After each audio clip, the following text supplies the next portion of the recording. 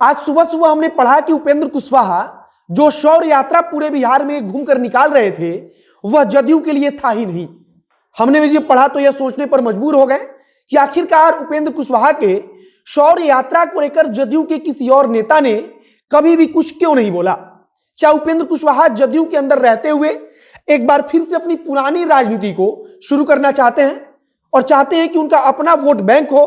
और उत्तर प्रदेश में हम सबने देखा है कि स्वामी प्रसाद मौर्य कुछ इसी प्रकार की राजनीति करते रहे हैं और उनका भी दावा होता है कि वे जहां जाएंगे उनके साथ ही उत्तर प्रदेश का कुशवाहा समाज जाएगा।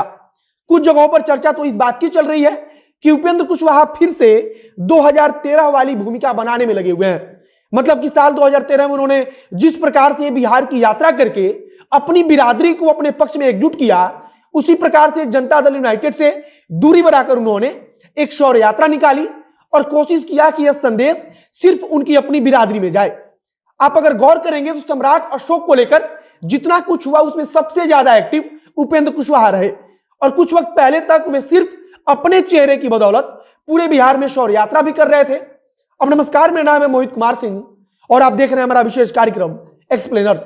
हमारी बच्ची पटना में अकेली रहती है और जॉब भी करती थी, परंतु अभी जॉब छूट गया है और इस बीच उसकी तबीयत जो है बहुत ज़्यादा खराब हो गई।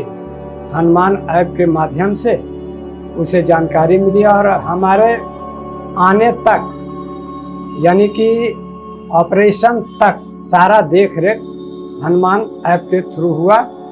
धन्यवाद हनुमान। सबसे ज्यादा चर्चा तो इस बात की है कि उपेंद्र कुशवाहा जदयू से अभी भी उतना ज्यादा खुश नहीं है।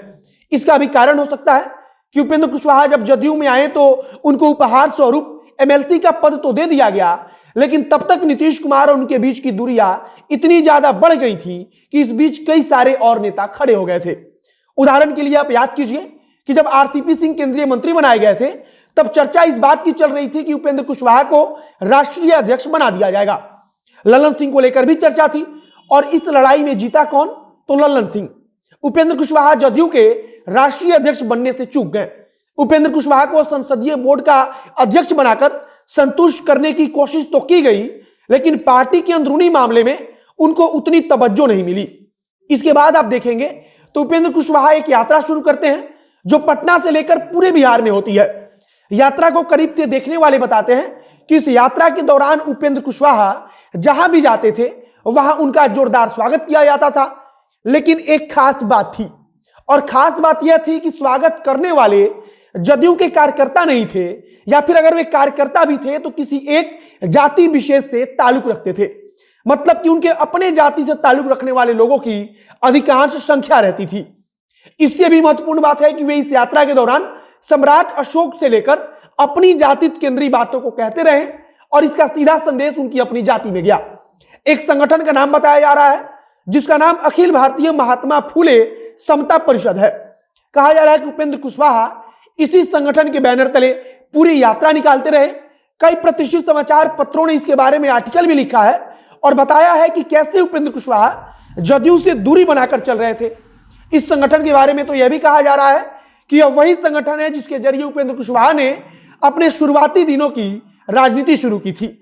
हम ऐसा बिल्कुल भी नहीं कह रहे कि उपेंद्र कुशवाहा के मन में फिर से जदयू को छोड़कर कुछ अलग करने का है, लेकिन उपेंद्र कुशवाहा इस बात को अच्छी तरह जानते हैं कि अगर जदयू में रहकर भी कोई सम्मानजनक पद हासिल करना है और पार्टी के अंदर प्रतिष्ठा और बढ़ानी है तो सबसे पहले अपनी जाति पर और अपनी जाति के मतदाताओं पर प्रभाव बढ़ाना होगा। सम्राट अशोक को लेकर जब पूरी बहस छिड़ी तब उपेंद्र कुशवाहा सबसे आगे रहे, लेकिन अब भारतीय जनता पार्टी की तरफ से कहा जा रहा है कि भाजपा के प्रदेश अध्यक्ष ने दयाशंकर सिन्हा के खिलाफ, जिन्होंने सम्राट अशोक के बारे में कुछ कहा था, उन पर एफआईआर तो दर्ज करा दिया था और उपेंद्र कुशवाहा को एक प्रकार से चैलेंज देते हुए कहा जा रहा है कि उनकी पार्टी के मुख्यमंत्री हैं, उनके नेता मुख्यमंत्री हैं और उनके पास ही गृह मंत्रालय है, तो फिर वे पुलिस से कार्रवाई क्यों नहीं करवा देते। सवाल उचित भी है। आखिरकार उपेंद्र कुशवाहा की पार्टी सत्ता में है और सबसे महत्वपूर्ण बात है कि उनके नेता नीतीश कुमार के जिम्मे गृह मंत्रालय है और अगर नीतीश कुमार चाहें तो किसी के ऊपर भी पुलिस कार्रवाई कर सकती है। तो फिर उपेंद्र कुशवाहा मुख्यमंत्री नीतीश कुमार से कहकर दयाशंकर सिन्हा के खिलाफ कार्रवाई क्यों नहीं करवा देते। इसका जवाब शायद ही उपेंद्र कुशवाहा कभी दे पाएंगे, लेकिन अब मौजूदा समय में उपेंद्र कुशवाहा की यात्रा को लेकर खूब चर्चा चल रही है और कहा जा रहा है कि जदयू में रहते हुए वे व्यक्तिगत तौर पर अपने साथ अपनी बिरादरी को जोड़ना चाहते हैं।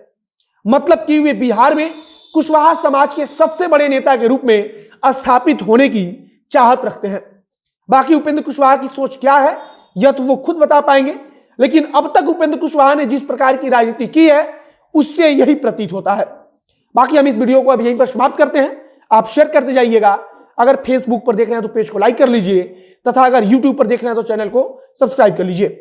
मिलते हैं फिर बहुत जल्द अगले वीडियो में। कैमरे के पीछे खड़े ओम प्रकाश और मैं मोहित कुमार सिंह। बहुत बहुत धन्यवाद।